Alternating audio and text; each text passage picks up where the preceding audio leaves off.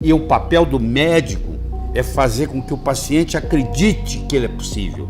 O médico que fala para o paciente assim, o seu câncer não tem jeito, você pode preparar seu papelado, seu testamento, pronto, esse paciente está morto. A célula cancerígena gosta de alimentar só de duas coisas.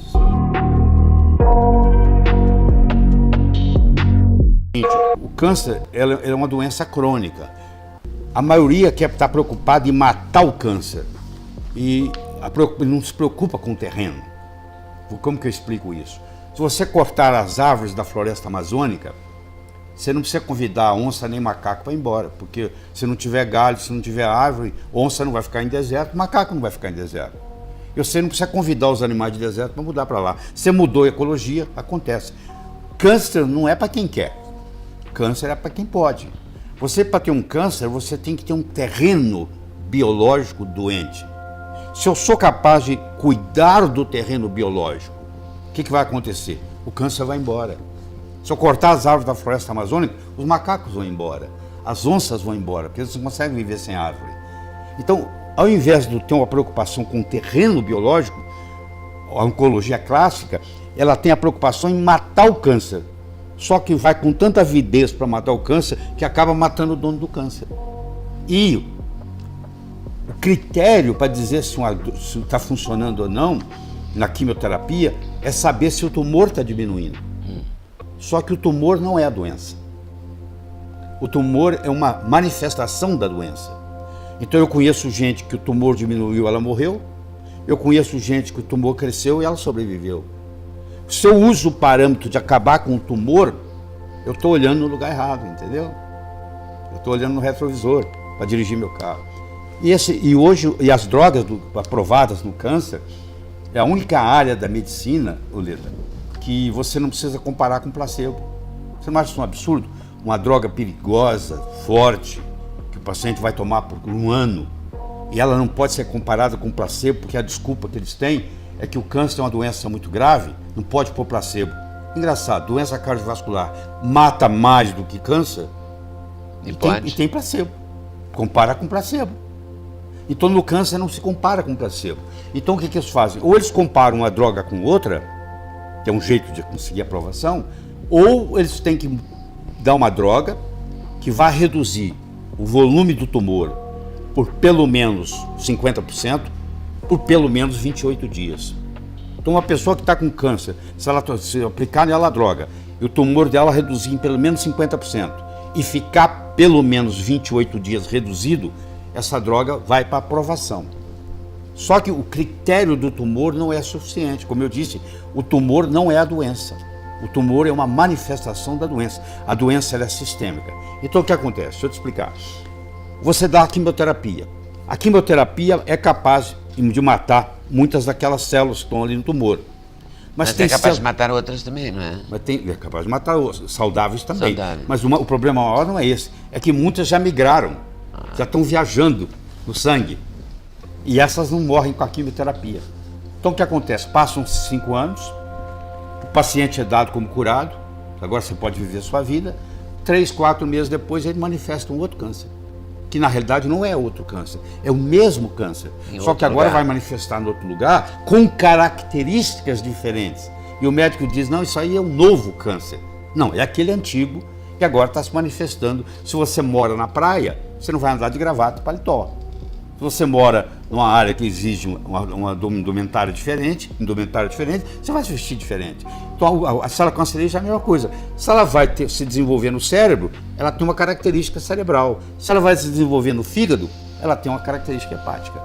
O PET scan é o seguinte, você marca a glicose e como o tumor é ávido por glicose, onde tem célula tumoral, ela chupa a glicose, aquela glicose é marcada radioativamente, então você faz e vê onde está o tumor. Isso prova o seguinte, que a célula cancerígena realmente gosta de açúcar, porque o PET scan é nada mais, nada menos do que o açúcar marcado com radioatividade. Então a gente devia tirar o açúcar da alimentação? Claro, isso é a primeira coisa que você tem que fazer com um paciente com câncer. A primeira coisa que você tem que fazer com um paciente com câncer é cortar o carboidrato dele. O carboidrato todo, incluindo Todo. o açúcar. Inclusive o açúcar, os grãos, os farelos, o trigo, o milho, a soja. Então você tem que tirar tudo isso, porque tudo isso vai virar glicose. O carboidrato, quando crescer, ele vira glicose, a brincadeira que eu faço. Todo carboidrato que você comer vira glicose. Glicose é alimento para a célula cancerígena. A célula cancerígena gosta de alimentar só de duas coisas. Ela gosta de comer glicose, 15 vezes mais que uma célula normal, para você ter uma ideia, e ela gosta de comer uma coisa chamada glutamina, que é um aminoácido. Então são os dois alimentos que alimentam. Então o que acontece? Quando o paciente tem câncer, a primeira coisa que você tem que fazer é tirar o carboidrato dela. E o segundo, você tem que tirar a proteína animal. E o que sobra? Porque sobra o resto, sobra tudo. Sobra Que tudo. Que tudo. E tudo que você quiser, você pode comer peixe, você pode comer até frango, você pode comer, você pode ingerir tudo, as gorduras que você quiser. O frango não é proteína animal? É proteína, mas não é, quando eu falo proteína animal, eu Só falo na proteína, carne. a vermelha, que tem mais problema. Além de ter o ferro aumentado, estimula uma coisa chamada mTOR, que estimula a célula cancerígena. Então eu diria o seguinte, um paciente que tem um diagnóstico de câncer, ele tem quase que virar um vegetariano. Quase que virar um vegetariano. Por aquele período. Não, pelo período, não diria daqui, um período até sumir as células que estão no sangue. Do organismo. Porque hoje você tem um exame que aqui no Brasil ainda não pegou, porque esse exame só é feito num lugar no mundo. Ele é feito numa ilha grega, que não tem nada a ver com a Grécia, quero que você saiba disso. Porque você fala, mas a Grécia não é... O oncologista fala assim, mas a Grécia não é desenvolvida tecnologicamente. Não tem nada a ver com Grécia. É um exame desenvolvido pelos suíços, é um exame suíço, porque por questões burocráticas colocaram na ilha grega e serve o mundo inteiro. Então, vamos supor, um parente seu teve um câncer, falou que está curado. Eu pego 15 ml de sangue, mando para esse laboratório, ele me fala se tem célula cancerígena circulante ou não. Se não tiver, ele está curado. Mas se tiver, mesmo que não tenha, está todo mundo... O PET scan não resolve isso, porque o PET scan vai mostrar tumor. Eu posso ter a célula cancerígena circulando no meu sangue, mas ainda não virou o segundo tumor, entendeu? Se você tem um tumor, vamos supor, de 50 centímetros cúbicos, e você está fazendo a químio, e aí eles pedem o PET scan, ele voltou e veio para 20, teoricamente vocês estão dizendo que está funcionando. Na prática não é verdade. Como eu disse, você pode reduzir o tumor e não está resolvendo o problema. Porque se as células já estão circulando no sangue, é uma questão só de tempo, você vai ter o que a gente chama de recidiva. O câncer vai voltar.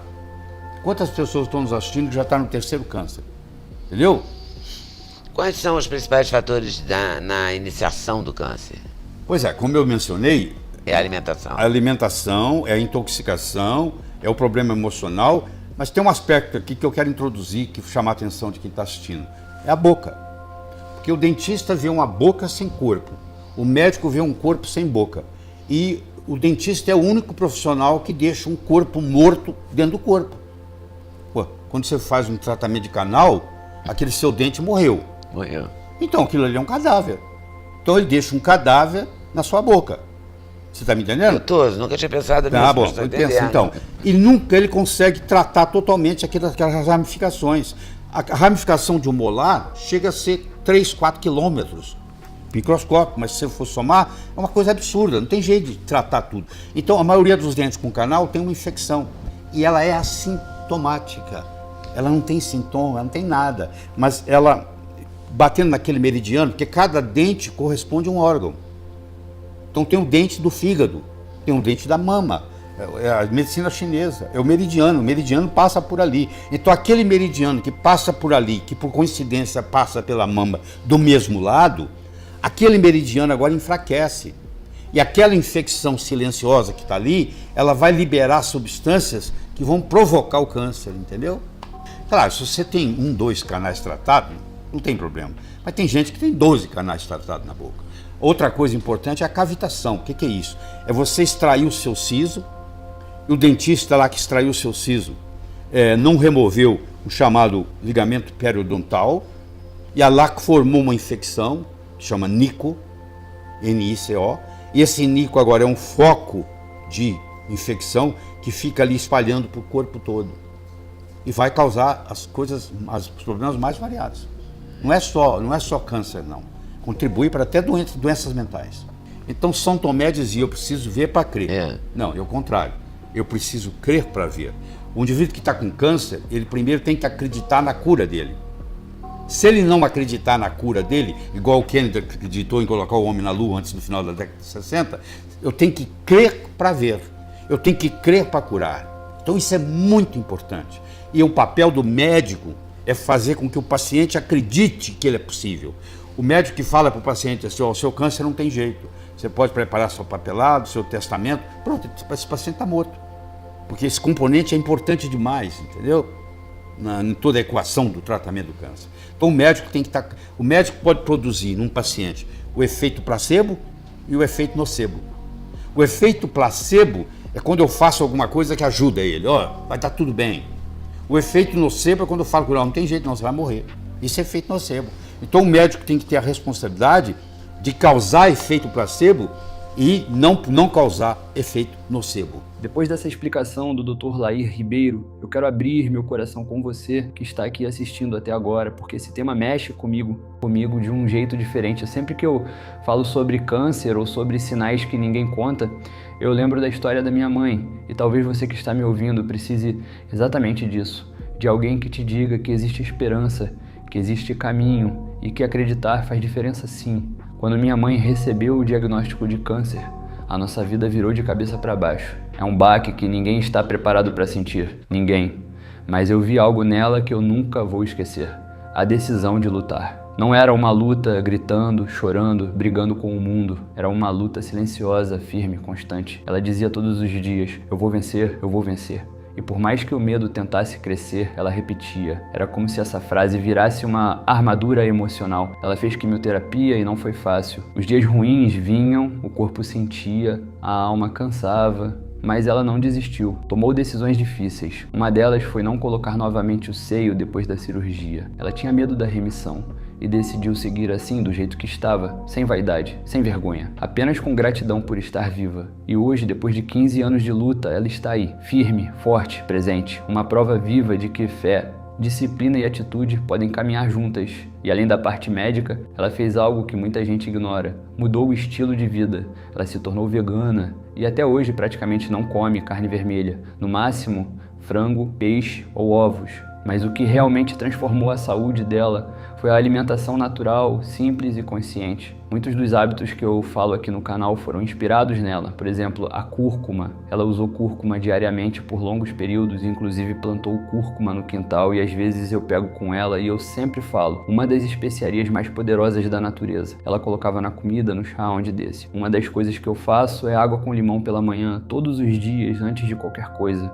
Uma rotina de alimentos detox, folhas verdes, legumes, sucos naturais, tudo o mais puro possível. Mas tem algo que pouca gente fala e que eu vi de perto, o emocional. O emocional pesa demais. Minha mãe se afastou de pessoas negativas, de discussões, de ambientes pesados e infelizmente ela oscilava muito, dias estava bem e dias estava mal. Qualquer coisa que eu falava era motivo para conflito, mas em si ela evitava o máximo pessoas negativas, mesmo ela oscilando o emocional dela. Ela escolheu estar de bem com a vida, mesmo nos dias difíceis. Ela escolheu rir quando dava, ela escolheu caminhar no sol, ela escolheu paz. E isso, eu te digo, fez diferença real. Por isso, se você está passando por algo parecido, ou conhece alguém que está nessa batalha, guarda isso. Nunca subestime o poder da sua mente, do seu espírito e das suas escolhas diárias. Acreditar faz diferença. Comer melhor faz diferença. Dormir bem, beber água, usar cúrcuma, evitar comida industrializada, evitar estresse, tudo isso faz diferença. Não é milagre, não é promessa, é construção. Todo santo dia, tijolinho por tijolinho. E eu quero muito que você deixe aqui nos comentários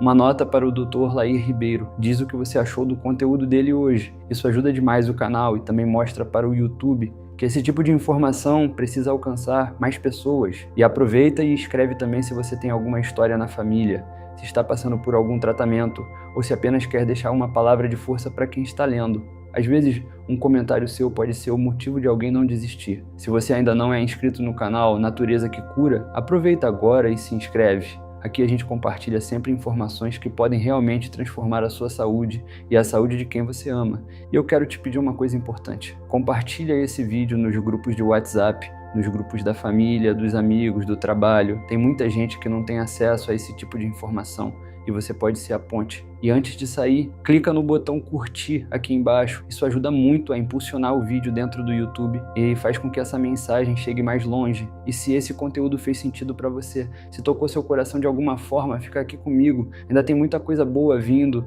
muita informação valiosa que eu preparo com carinho todos os dias. Obrigado por ficar até o final. Obrigado por ouvir a história da minha mãe, que ela inspire você, assim como inspira a mim. E lembre-se sempre, você não está sozinho. A luta pode ser grande, mas a vitória também pode ser e vai ser. Eu me chamo Lucas Santiago, sou estudante de nutrição natural e desejo muito que Deus te abençoe grandemente.